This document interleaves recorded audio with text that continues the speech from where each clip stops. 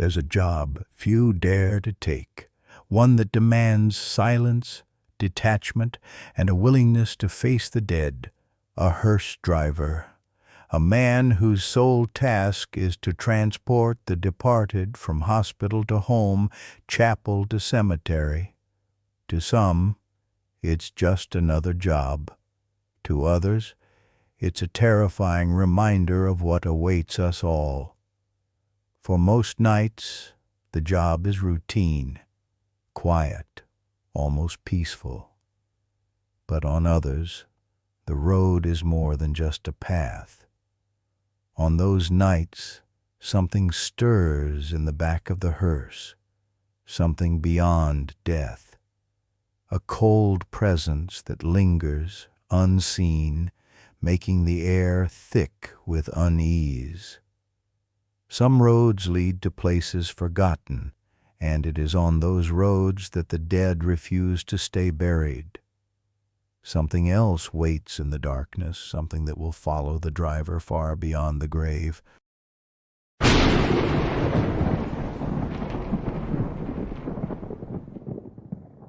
The snow fell steadily on the cracked windshield of the old hearse, a 1986 Cadillac Fleetwood that rattled more than it purred. Thomas Vale sat inside with the engine idling, breath fogging up the glass, gloved hands clutching the steering wheel too tightly. His shift should have ended an hour ago, but death didn't care about schedules. The radio buzzed, just static. No voices, no music. The dispatcher had told him this was a routine pickup, nothing unusual. A man in his 60s who died in his sleep. Peaceful, they said. Quiet. The family requested the body be transported from the rural cabin to the main funeral home in Shadewell by morning. No autopsy needed, no delay. Thomas hated late-night calls. Too many memories from his paramedic days. Memories that clung to him like smoke. He hadn't touched an ambulance since the accident 5 years ago. Driving hearses felt safer. Dead people don't scream, don't bleed, don't beg. He put the car in gear and began the long drive north through winding forested roads that grew narrower and darker with every mile. Snow muffled everything. No wind, no wildlife. Just the thrum of tires on frozen asphalt and the distant creak of tree limbs under the weight of winter. He glanced at the clock. 2:06 a.m. The pickup address was on a road that didn't exist on most maps, the kind of place locals just knew, passed down by word of mouth or written in pencil on faded envelopes. The GPS on his flip phone didn't work out here. He followed a scribbled set of directions instead, taped to the dashboard. Turn left at the broken mile marker, past the rusted gate. Third cabin after the forked pine. The road became gravel, then dirt, then nearly vanished beneath a fresh layer of snow. Thomas slowed the hearse, headlights glowing dimly against the rising fog. Finally, a silhouette appeared through the trees, a small wooden cabin with a faint yellow light glowing in the front window. He parked and stepped out. The cold sliced through his coat instantly. Snow crunched beneath his boots. The door to the cabin creaked open before he could knock. An old woman stood there, thin, gray-haired, wearing a black shawl over a white nightgown. "You're here for my husband," she said in a voice like parchment. Thomas nodded. "Yes, ma'am. I'll handle everything." She opened the door wider, motioning him in. The warmth hit him like a wave, stuffy and stale, thick with the scent of incense and something else. Something metallic. The living room was dimly lit. A single candle flickered beside the body. The man lay on a wooden table, arms crossed over his chest, eyes closed, dressed in a black suit that didn't quite fit. "He's ready," she whispered. "He's been waiting." Thomas unzipped the body bag and prepared the gurney. As he lifted the corpse, a strange sensation passed through him, like the air had thickened around his limbs. The old woman just watched silently. When he zipped the bag closed and turned back toward the door, she was gone. "Ma'am," he called. No answer. The cabin was silent again, save for the faint ticking of a grandfather clock in the corner that hadn't been there when he entered. Tick, tick, tick. Thomas didn't wait. He wheeled the gurney outside, loaded the body into the back of the hearse, and climbed into the driver's seat with numb fingers. He didn't notice the clock had stopped at exactly 2:13 a.m. The hearse rumbled down the desolate road, its headlights slicing through a snow-laden fog that had thickened in minutes. Thomas kept one hand on the wheel, the other resting near the heater vent, trying to coax feeling back into his fingers. His breath fogged the inside of the windshield, mingling with a creeping sense of unease. He couldn't stop thinking about the old woman, how she had vanished, how that clock had appeared, ticking like it had always been there, and then stopped the moment he left. 2:13 a.m. He checked the dashboard clock. It was blinking. 2:13. Frozen. Probably just a fuse. The cold messed with everything. He turned up the heat. The road seemed longer on the way back. He didn't remember it winding quite so much. The trees pressed closer now, limbs gnarled like claws in the dark. He passed the rusted gate again, but it looked newer somehow, less rust, more intact, the paint almost fresh. He shook his head. Focus. Then, from the rearview mirror, a movement. A shadow behind the partition glass. Quick, fleeting, as if someone had shifted in the back. Thomas instinctively looked over his shoulder, but of course, nothing. Just the zipped black body bag lying still on the gurney. Dead. Peaceful. That's what they said. His jaw clenched. The roads grew worse. Snowfall heavier. Visibility almost zero. He slowed the hearse to a crawl. Trees leaned over the road like mourning figures. The headlights barely touched their faces. Then the radio crackled. Static hissed, then spiked into a brief, shrill screech, like feedback from a mic dropped too close to a speaker. Then silence. Then a whisper. He froze. He hadn't touched the radio dial. It was still tuned to the dead station. Yet a voice, soft, male, distant, filtered through the static. "Where are you taking me?" Thomas's skin crawled. He turned off the radio completely. The hiss died instantly. The only sound now was the groan of the old hearse and the snow crunching beneath the tires. Then, thud from the back. He slammed the brakes. The hearse skidded slightly before coming to a stop.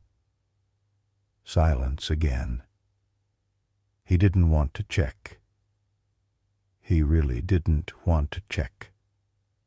But his hand reached for the door handle anyway. Cold slammed him again as he stepped out.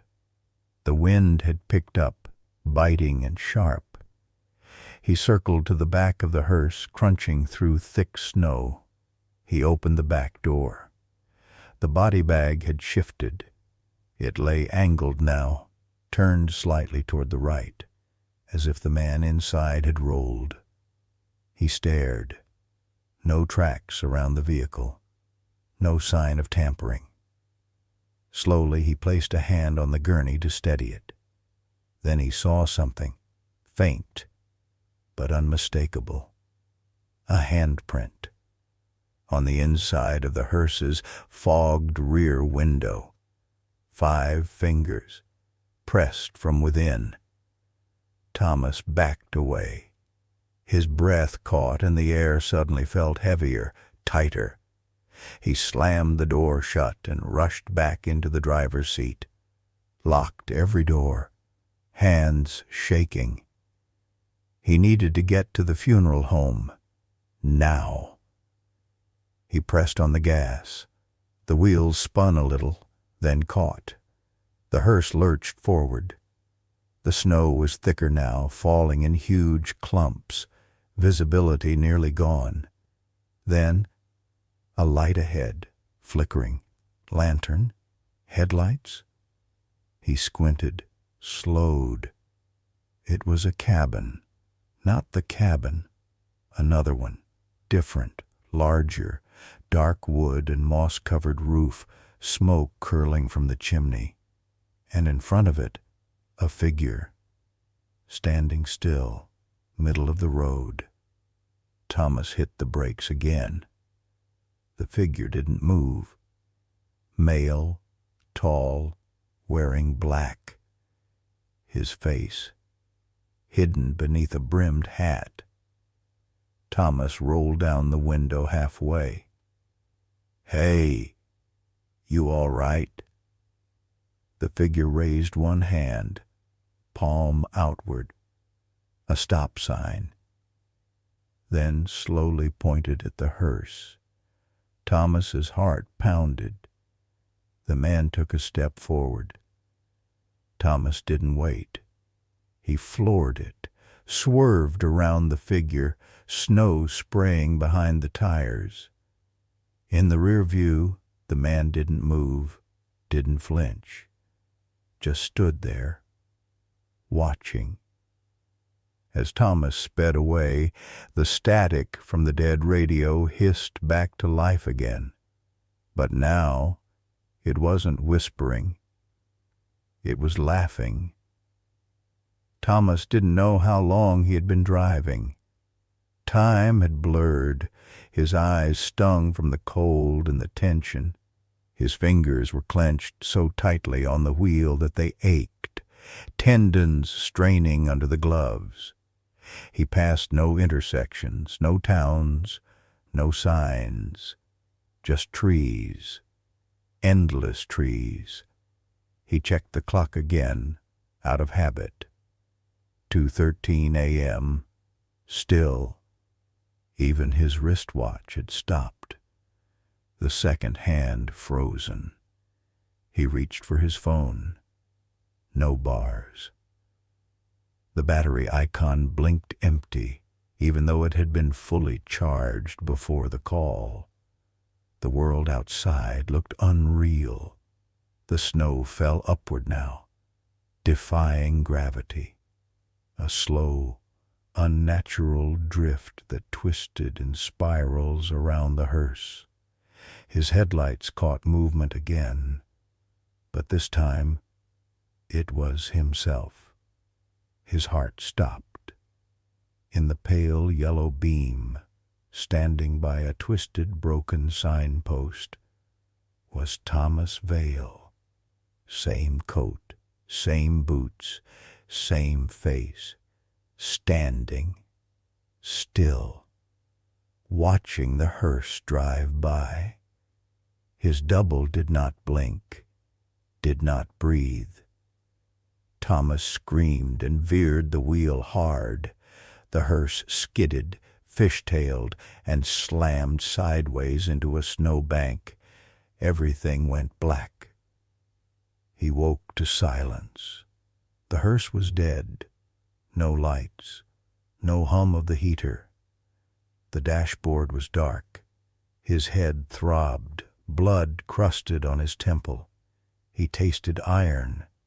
He fumbled for the door and staggered out, boots sinking into the snow. And that's when he realized he was back at the cabin. Not the one he had seen earlier, not the fake one, the same cabin where he had picked up the body. Only this time it looked older, weathered, half-buried, windows shattered, door rotted, no lights. He stumbled toward it, disoriented, as if being drawn. Inside, the candle was still lit, but the room was empty. No body, no old woman, just the ticking of the grandfather clock, its hands spinning wildly backward now. Tick, tick, tick, tick, tick. Thomas turned to run, only to find the gurney outside, upright, and the body bag open, empty. Footprints led away from it, bare, human. Deep in the snow, walking in a circle around the hearse again and again and again. Then they vanished. Thomas locked himself inside the hearse, breath heaving, mind cracking. He needed light. He needed heat. He needed tap. He froze. A soft, deliberate tap against the driver's side window. He turned. The old man was standing there, but not like before, not dead, not fully alive. His skin was gray, eyes hollow, mouth agape like he was still screaming. He raised one hand, the same one that had left the print on the window, and pressed it against the glass again. Thomas screamed. The door locks clicked, unlocked, on their own. The window rolled down, inch by inch. Cold air rushed in, along with the scent of earth and rot. "Where?" The corpse gurgled, voice like dirt pouring over a coffin lid. "Are you taking me?" Thomas grabbed the gear shift, slammed it into reverse. Tires spun. The hearse refused to move. The old man leaned closer. "No one ever leaves." The headlights exploded. Glass rained down. The world went white. They found the hearse 2 days later, parked beside the burned remains of a cabin that hadn't existed on any map for decades. No body inside, no signs of struggle.